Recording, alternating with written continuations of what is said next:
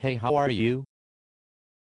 I'm okay, just trying to get ready for my big nutrition test I have tomorrow. Oh, really? What's it over? It's over fiber and the effects it has concerning cardiovascular disease. Really?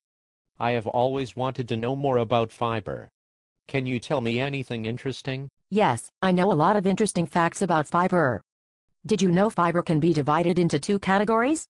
Dietary and functional, and the sums of both are called total fiber. No, I didn't, but what does that mean? Well, dietary fiber is described as the storage and cell walls of polysaccharides of plants that are non-digestible, while functional fiber is defined as the isolated non-digestible carbohydrates that have beneficial physiological effects in the body. No, I did not know that.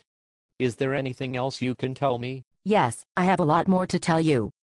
Did you know that dietary fiber can be divided into two types, soluble and insoluble? The Journal of the American Dietetics Association states that dietary fiber was divided this way, attempting to assign physiologic effects to the chemical types of fiber. Well, I have heard the terms before, but I never knew what they meant. Well, soluble fiber is defined as the indigestible food components that dissolve in water to form a gel. This gel helps to slow down the process of breaking down food into nutrients. It is also said that soluble fiber may help to lower cholesterol. What kinds of food can soluble fiber be found in? Soluble fiber is found in oat bran, barley, nuts, seeds, lentils, peas, and some fruits and vegetables. Oh, and what can you tell me about insoluble fiber? Well, insoluble fiber is the not digestible parts of food that does not dissolve in water. It adds bulk to the stool and helps to pass food through the digestive tract more quickly. Really? And what kinds of food is insoluble fiber found in? Wheat bran, vegetables, and whole grains are all examples of foods that contain insoluble fiber. It seems like soluble and insoluble fiber is found in different types of food. Yes, that is correct. That is why it is very important to eat a variety of different foods to assure you are getting adequate amounts of all the different types of fiber. Well, I heard something the other day about how the Institute of Medicine recommends the terms insoluble and soluble fiber not be used anymore. Why would they say that? Yes, I heard that too. According to the Journal of the American Dietetics Association, there seems to be a problem in the way that insoluble and soluble fibers are defined.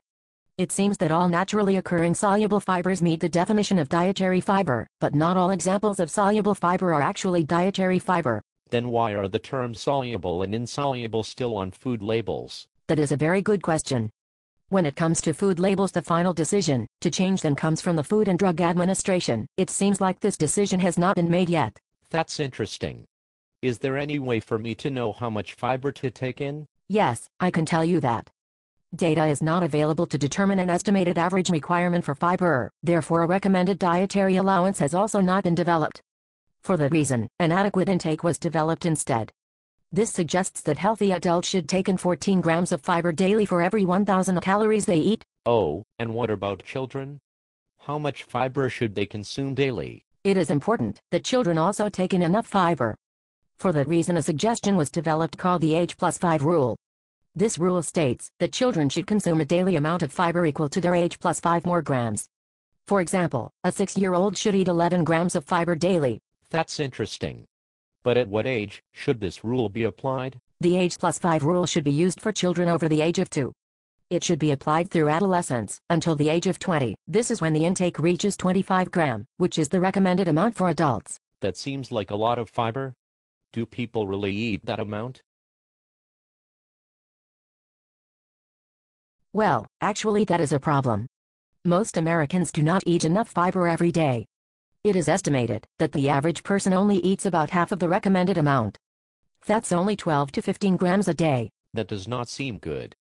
Is there a problem if not enough fiber is taken in? It is very important to eat enough fiber along with living a healthy lifestyle to help lower the risk of developing a life-changing disease. Adequate fiber intake can also help to manage some diseases. Oh, really? Is that where cardiovascular disease fits in? Yes, it is, along with some cancers and diabetes. You mean fiber can help prevent people from developing heart disease, cancers, and diabetes? Yes, fiber can help prevent these diseases, and it can help to manage heart disease and diabetes. I really don't know that much about cardiovascular disease. What can you tell me about it? Well, cardiovascular disease is the #1 killer in the United States. In 2005, it claimed over 800,000 lives, and 150,000 of those were under the age of 65 years old. The underlying cause is atherosclerosis, which is blocking of the arteries. This causes an increased risk of having a deadly heart attack or stroke. That's really sad. What are the risk factors? There are some risk factors that are uncontrollable. These include age, gender, and family history. The controllable factors are affected by lifestyle choices. They include high blood pressure, high blood cholesterol, cigarette smoking, being overweight, diabetes, being inactive, and having an unhealthy reaction to stress. What would you recommend to prevent the disease from developing? Recommendations for prevention include smoking cessation, physical activity, weight control, watching alcohol consumption, and dietary changes such as eating more fiber and less saturated fats. It seems like, even though some factors can't be controlled by individuals, many can be. Yes, there are many. Fiber is one component that can help with a few of these risk factors. Unfortunately, it can't help all. What are the aspects that fiber can help with? Well, fiber can help to promote a healthy weight. Diets high in fiber include fewer calories, less saturated fats, and a fewer amount of simple sugars being consumed. These promote prevention of obesity and hypertriglyceridemia, which are both connected to cardiovascular disease. That's really interesting, but how does fiber affect diabetes? Well, adequate fiber intake can help prevent and control diabetes, types 1 and 2. Oh really? How does fiber help someone who has type 1 diabetes? Dietary fiber is important for someone with type 1 diabetes because it helps to slow gastric emptying, digestion, and absorption of glucose into the blood. This leads to lasting blood glucose level control.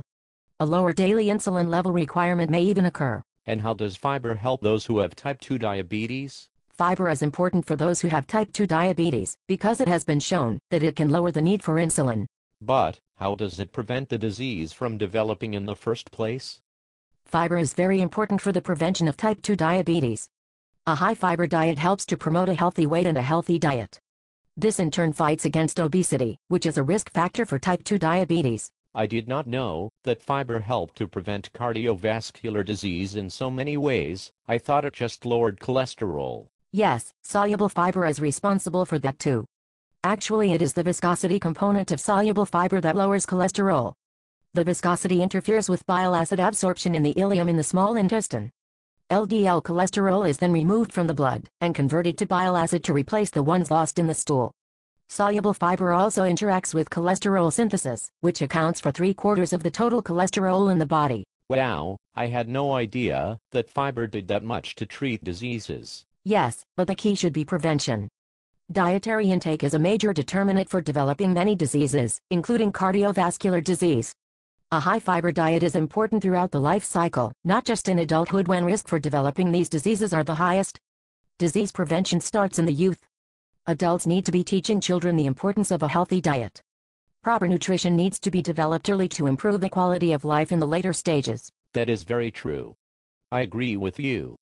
But are there adverse effects to increasing fiber? It seems like whenever I eat a lot of fiber, my belly hurts. There are some unpleasant effects that can occur if a person chooses to increase their fiber intake suddenly. Symptoms include abdominal discomfort, gas, diarrhea, and constipation. But there is good news. The adverse effects can be prevented if fiber intake is increased gradually and by drinking plenty of water. Well, thank you for sharing so much information with me. I feel like I have learned a lot. All this discussion about fiber has made me hungry. I'm going to go eat a high-fiber lunch. I'll talk to you later. Okay. Enjoy your lunch, and don't forget to drink plenty of water with it. See you later.